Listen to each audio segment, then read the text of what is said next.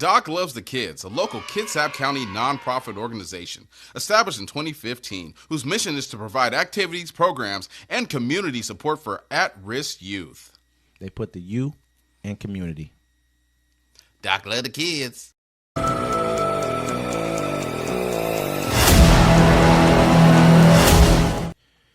Welcome to Uncommon Courtesy. We give you the courtesy of conversation That's uncommonly spoke of. I'm D-Mac. I'm Wesley. And it's the show. Don't forget to like, listen, subscribe. Thanks for everybody that checks us out. Don't forget to catch us every Sunday at 1 p.m. Pacific time. We changing that up? Yeah, we think so. We might try to do that one. Let's try to do Friday, 7 p.m. Pacific time. Okay. Right here, live and direct. Live and direct. Let's make it happen. Let's make it happen. Man, you know what I'm saying? Hold on. I have to put down my carved watermelon. Oh man, that's a crazy that was a crazy thing to say right there by that guy, man. And I can't believe that they even came up with that from that, at that Madison Square Garden. You know what people rally, said man. too? They said, look, they're like they knew all the jokes he was going to say beforehand. Yeah. Like you had to go through there and say what you're going to say. And so they knew the jokes. They were like, that's cool. You know what I'm saying? He said there's a big pile of trash in the middle of the ocean, and he said, it's called Puerto Rico. It's called Puerto Rico. Hey man, let's kick the show off, man. Yeah. Trump's Madison Square Garden event features crude and racist insults. Donald Trump hosted a rally featuring crude and racist insults at New York's Madison Square Garden, turning what his campaign had dubbed as the event where he would deliver his closing message into an illustration of what turns off his critics. With just over a week before Election Day, speakers at the rally Sunday night labeled Puerto Rico a floating island of garbage, called Democratic Vice President Kamala Harris the devil, and said the woman vying to become the first woman and black woman president had begun her career as a prostitute. I don't know if you guys know this, but there's literally a floating island of garbage in the middle of the ocean right now. I think it's called Puerto Rico, said Tony Hinchcliffe, a stand-up comic whose set also included lewd and racist comments about Latinos, Jews, and black people, all key constituencies in the election just 9 days away. His Jewish joke was funny. I mean, to me, actually, it was all offensive. It wasn't funny. He was talking about, he was like, what did he say? He said he's like the Jews and the Israel and the Palestinians should just, do a best 2 out of 3. Paper, rock, scissors. Yeah. He's like, because he said the Palestinians, they only gonna throw rocks.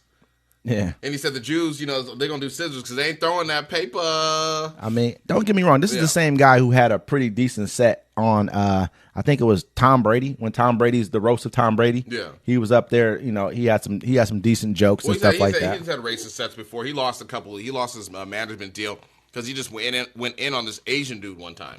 So he's known for controversy. I mean, to me. Believe it or not, people, I welcome migrants to the United States of America with open arms. And by open arms, I mean like this.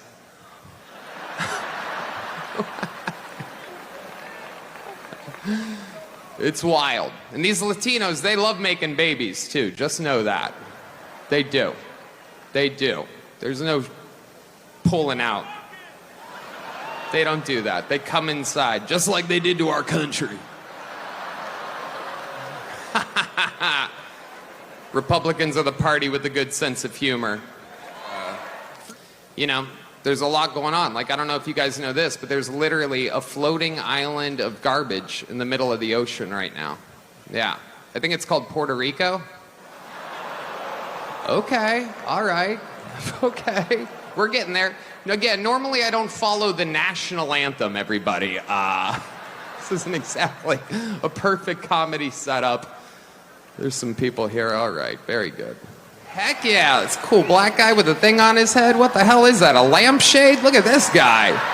Oh my goodness. Wow. I'm just kidding, that's one of my buddies. He had a Halloween party last night. We had fun, we carved watermelons together. It was awesome. You guys this is a groany little morning crowd, huh? When it comes to Israel and Palestine, we're all thinking the same thing. Settle your stuff already. Best out of 3. Rock, paper, scissors. The Palestinians are going to throw rock every time. But you also know the Jews have a hard time throwing that paper. You know what I'm saying?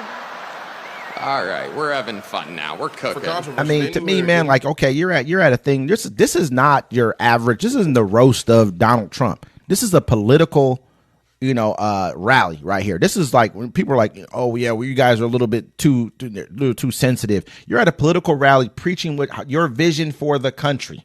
These are the people who you have before you who are supposed to be talking up your vision for the country, not talking down upon, different Latinos. Or he said, what did he say? They keep coming inside this country like they have children. They keep coming inside like they're coming in our country. You know what's crazy? That's what I was saying too. I was like, look, you can be like, oh, he's just telling a bunch of racist jokes. And racist people do that stuff. This was a rally for a man that wants to run the United States of America. Yeah. You know what I'm saying? You're supposed to be there as president of the United States of America. You want to be the president of all people. When you get your people up here, constituents, and they start just pointing out everyone Grant Cardone, but white people, Dr. Phil. That's what it is. That's who this is who they stand for.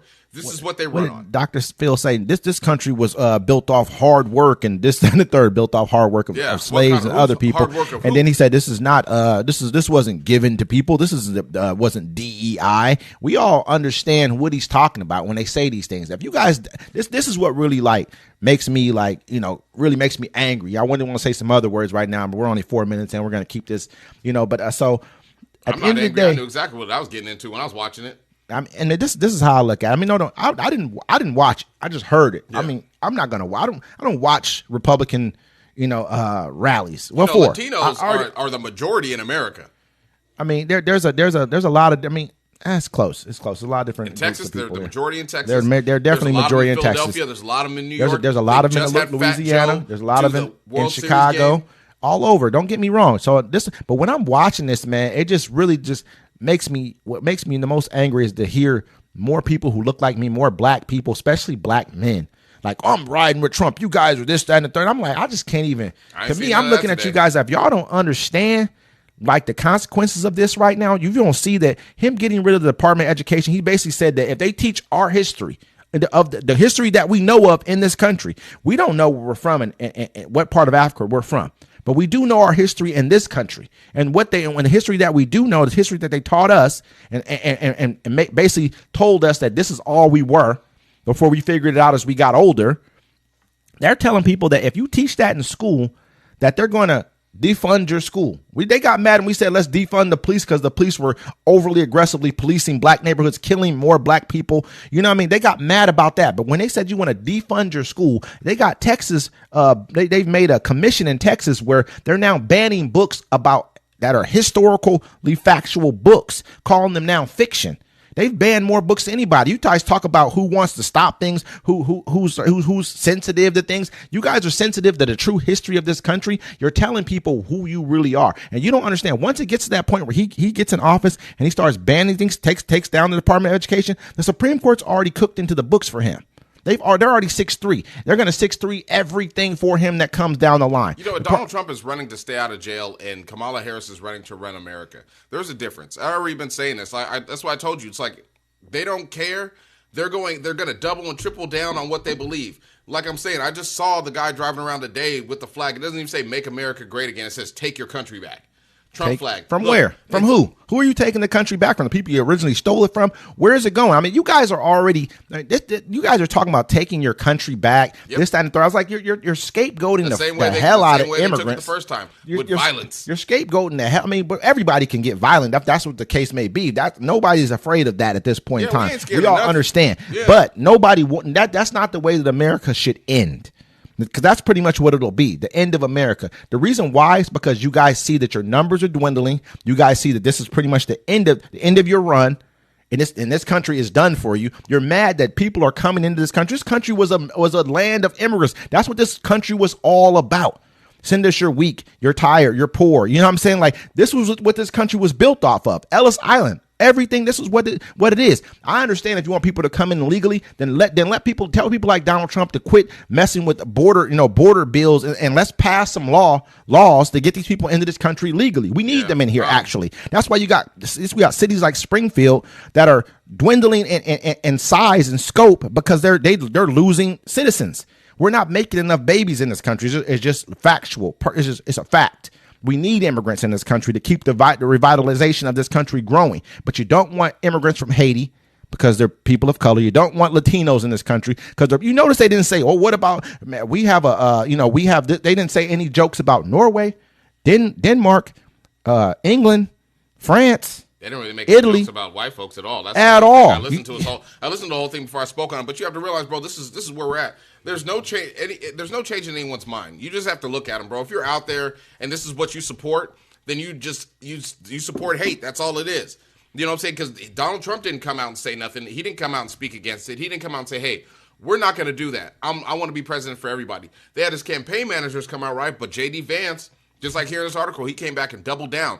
He said our country was built on frontiersmen who conquered the wilderness. He said, we're not going to restore greatness of the American civilization if we get offended by every little thing. He said, let's have a sense of humor. But also while he was up there, he was like, I haven't really heard the joke in context. I just heard about it. He heard it. He said, I haven't watched it. But I mean, his wife is Indian, bro. He and they heard already it. talk mess about his wife and his children. He knows exactly. He does it to himself at home more than likely. He more than likely does this stuff at home himself.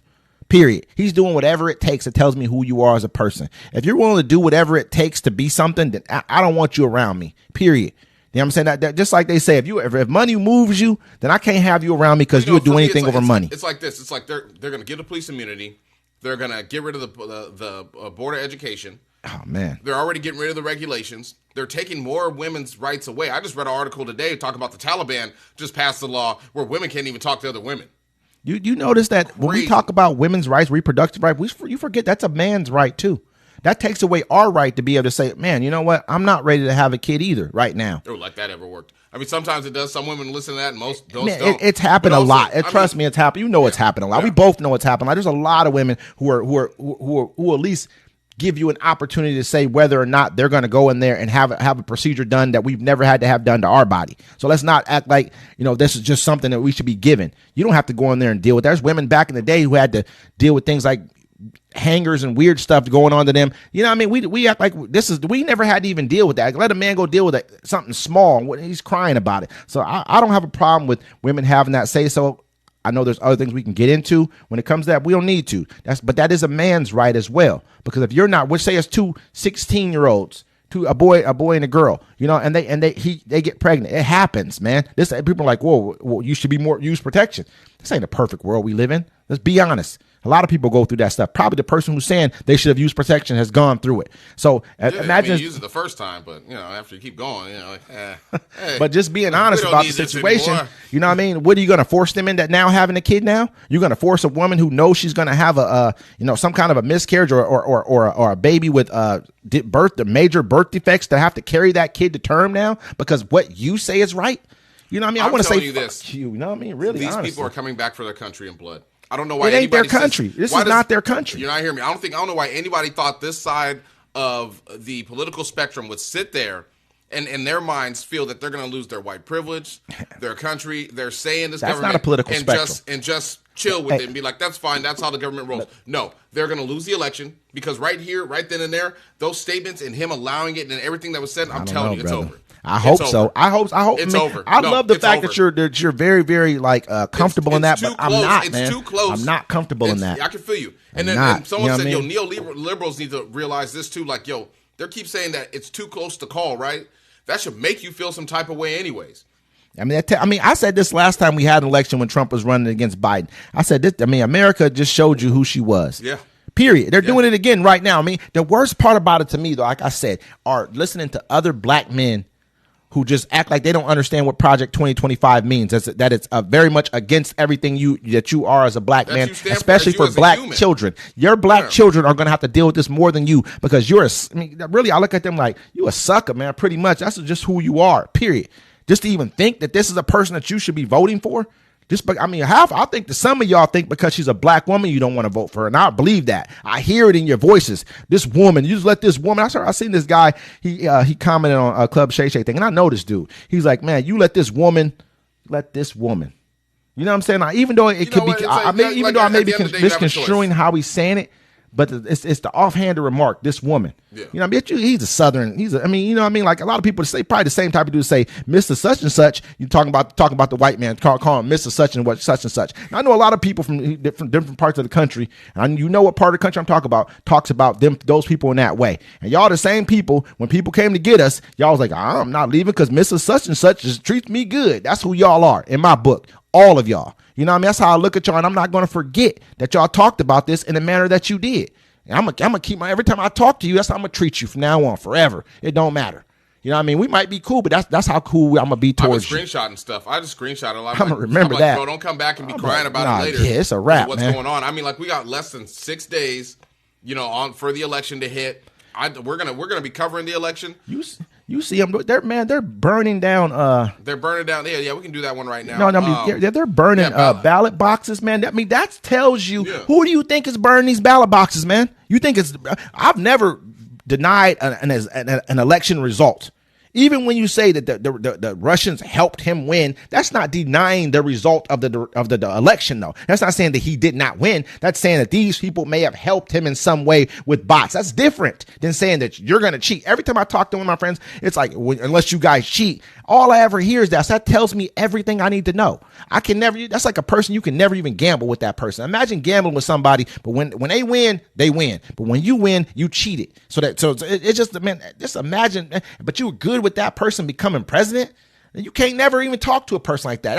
It's just crazy to me that y'all. Well, I mean, that's the same thing. I do that too. If I see some news I like that, like I agree with, I know it's some fuck shit, but I'll be like, yeah, cool. But it's the stuff I don't agree with. I still get the facts. That's what we have to do. That's two separate things than saying that. But you brought it up, and I want to just read it really briefly. Like we didn't got to cover it, but there was 2 ballot boxes been set on fire over in Portland, Oregon, and Vancouver, Washington. There was an incendiary device put in both of them. You know what I'm saying? They have the video of them pulling it out. But actually, there has been some voter fraud already that we've uncovered. And let me just touch on that really quickly before you get into that. I mean, they're burning.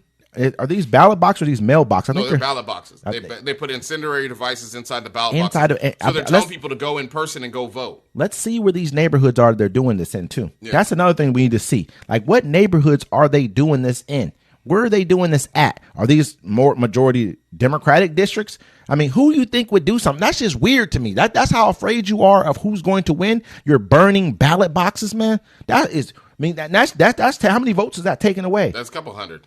You know what I mean? And that's the kind of stuff that swings elections. Yeah. You know who comes and votes early most times. Go ahead. They're trying to say people here in Washington and Oregon need to go in and vote. And that's what they're saying. Like, hey, man, you just don't know. My ballot box is always safe. We don't have to worry about that where I'm at because someone will catch you doing it. I don't play that in my town. This is an American town. These people will do that here too. They're in the same American town that you were just in. You just saw a dude driving down the street. What did he have on his truck? Yeah, you can have it. That's cool. What did he have? What did it say on his truck? It said Trump 2024, take America back. And that's in this good old American town that we live in, man. He's cutting through. You know, he's cutting through. They don't. That's like one time I saw this dude. He had a big old Confederate flag. He's sitting in front of Jack in the Box mad because ain't nobody paying attention to him. You don't remember, man, that during when Trump was in office, they'd ride around with the flags on their trucks. Yeah, they still do. Swinging them on their truck. I mean, this is where we live. You act like people aren't coming here who are in the military. A lot of them are in the military who are here who are flying these flags. No, they're not allowed to. I don't know about. I'm telling you, they're not. You can't. But they were in the military. The ones that people in the military doing it before. Maybe they told them now you can't do it, but they were doing it. Yeah, but I want to cover.